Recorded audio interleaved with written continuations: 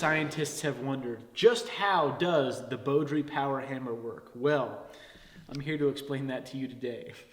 Just kidding, scientists probably already knew how it works, but maybe you didn't. So in today's episode, we're gonna get this thing running and tuned up and hitting steel pretty good. Now, I want to talk for you a second about this hammer that was just given to me by my good friend and mentor, Salem Straub. Salem made this hammer. It's got a wrought iron body and forge welded on faces. The cool thing about this is that it's got a kind of a nice wide cross peen on this side, and this side has a bit of a square space. Speaking of Squarespace, they just so happen to be today's sponsor. Now, Squarespace is an online website building platform that I have come to know and love over the last almost 5 years now. But I've been using Squarespace for such a long time now. I love it. It's easy to use. They have pre-laid out website designs, so you don't have to be a great website mechanic in order to have a beautiful website. Because it's easy to make gallery pages, product pages, about me pages, things about your dog, whatever. They have loads of different features and plugins. You can process credit cards, you can have contact pages, you can do all of that stuff. It's just so nice to be able to have an easy and convenient way to present the information that you're passionate about. Whether you're a bladesmith or a hammer maker or a banjo player, whatever you're passionate about, whatever you're doing professionally, having a website is an awesome thing, because social media is great, but having a professional place is also very important. So if you guys are interested in checking out Squarespace and want a little bit of a deal, go to squarespace.com and use code WillStelter at checkout for 10% off your first purchase of a website domain or a website. Thank you, Squarespace, for sponsoring today's episode. With that, let's hippity hop back on in. So here's the situation. I was filming along, putting everything back together, and then I ran out of time. I hosted a week-long hammer in here for a couple of other Damascus makers, and I didn't get the hammer wrapped up before they got here, so we got it wrapped up while they were here. Salem Straub was one of the pattern welders that came, and he is a Beaudry guy and a machine fanatic. And so he and I, a lot of him, because he's quite good at this, got the hammer tuned up, working well, and I just want to walk you through exactly what we did. So the things that I got done before they got here was I got the Anvil band situation sorted out. So basically, as you guys might have known from the previous episodes, the anvil of the hammer is separate from the frame of the hammer, and there's a gap that goes around. And in order to get that spacing correct, I had this ring rolled by my friend Steve Howell at Ballard Forge. And basically, I kind of fumbled around trying to get it together. I had it lined with a baler belting material. That ended up being too thick, and so I had to take it out. So now it is cast iron on steel on cast iron, and there's actually something we're gonna need to sort out there kind of down the road a little bit, and that is that the anvil still sits at a little bit of an angle, which is not ideal because then it means the things that I'm hitting are not square. But for now, it means that the anvil doesn't have a whole lot of room to actually move around, and that is a very good thing. The other place that we were in a bad situation was the bolts. Now, this bolt right here had snapped off, and so I actually turned down a custom bolt for it. We have a piece of all thread here, and then we have the anvil that goes around it. There's a hole there. I made a nut that kind of sits down inside there, and then has a flange on top, and then I welded a nut on top of there. And I had to make something that would fit down inside the anvil. So all I did was take a couple pieces of flat stock like so. They bolt together in the corners, and then the flange of the nut sits and captures it, and it all works out very well and good.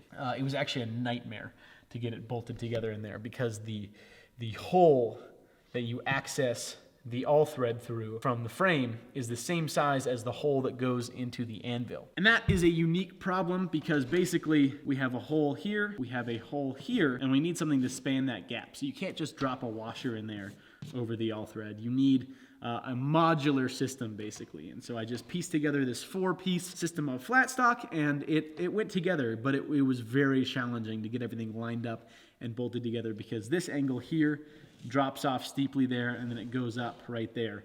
And then, of course, you can't really access it because there's cast iron up above it. But it worked, and I was able to tighten it down, and it was great. Another thing that we got done that I actually did remember to film was relining the brake. I just used some really thick veg tan leather to reline it.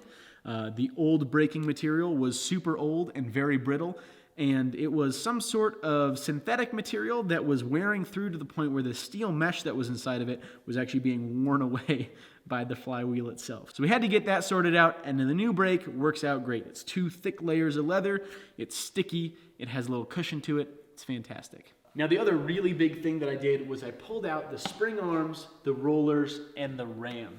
Now I re-crowned the rollers of the hammer because they were sitting inside the ram here, and they had cut tracks. They had kind of a square crown to them, so they weren't terribly round, and it was hitting on either corner there. And now that everything up there had been re-squared up, they kind of wanted to sit and roll at the same angle that they had before, but now things are in a different plane. And so it was pulling, and it meant that I had to have really loose spring tension, which doesn't work out so good because otherwise it wanted to, say, pull like this when the hammer now wants to go like that, and it meant that the hammer wouldn't move. So I got them pulled out. I re-crowned the rollers using an angle grinder on my lathe. I covered up the ways with a towel, and I had a vacuum running. It was still a very messy process, but I got them re-crowned, then pulled the ram of the hammer and ground out those tracks. And so there was these kind of sharp grooves cut into the hammer itself, and I ground those out, smoothed everything out. I'd also done kind of a poor job before, but I got that situation sorted out. I got everything put back together, and now the spring situation is good. Everything is still kind of wearing in a little bit, and so the springs are still a little bit looser than I would like, but the hammer is functioning. The other thing that I had to change pretty dramatically is the tapered gib here. Now this is a very smart system. This is what keeps the ram of the hammer in line. And as you might notice, it is thicker up here than it is down there. That's what we call a taper. And it allows for wear in the ram to be taken up by adjusting that gib down. The more it wears, the farther down you push it, and the tighter the ram gets.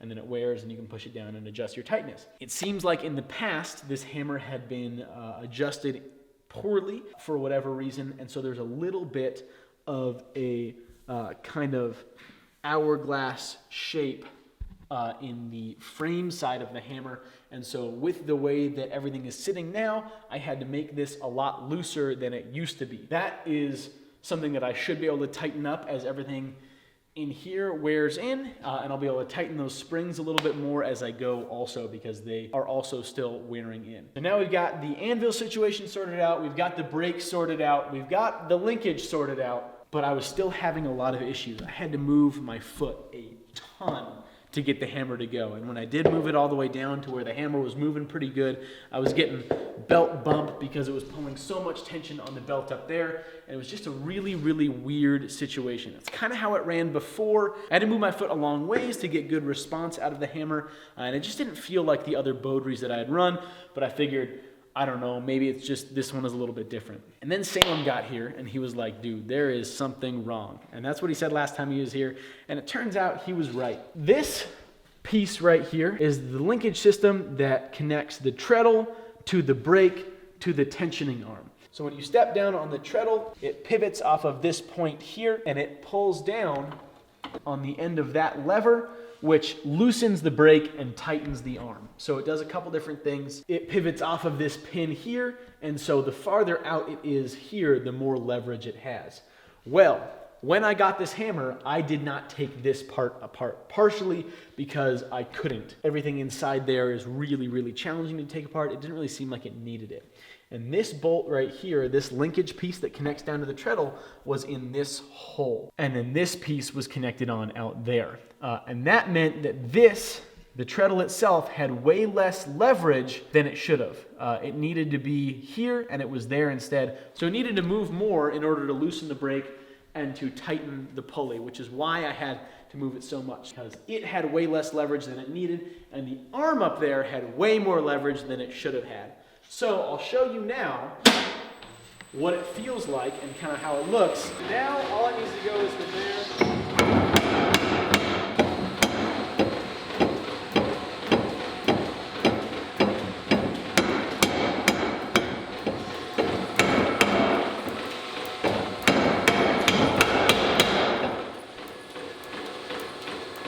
So now the hammer has great control, it feels lively. I still need to add a counterweight onto the end because that will help put more pressure on the brake. And right now, honestly, the treadle feels a little light. Before, you literally had to put your full weight on it. Now you can feather it with your big toe and it's a little bit too light. And so I want to have a counterweight out onto the end there to kind of give it a little bit more weight.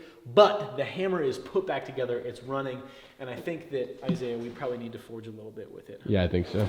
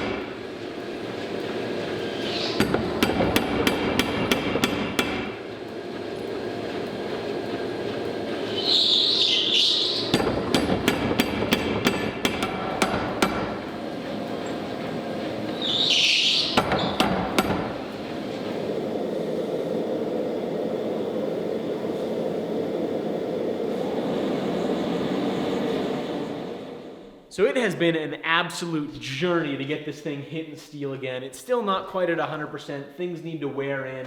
The rollers need to wear in a little bit. I'll be able to tighten the springs more as I go.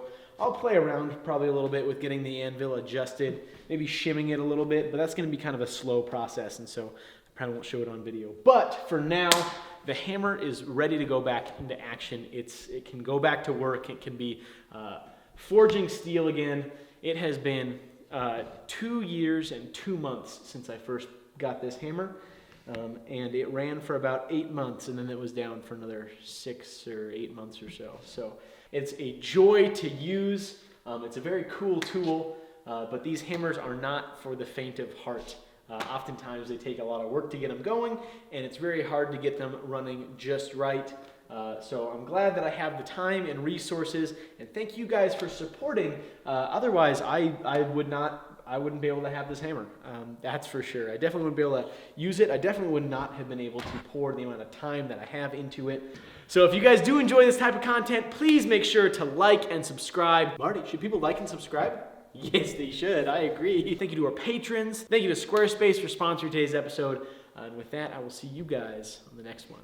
Bye-bye.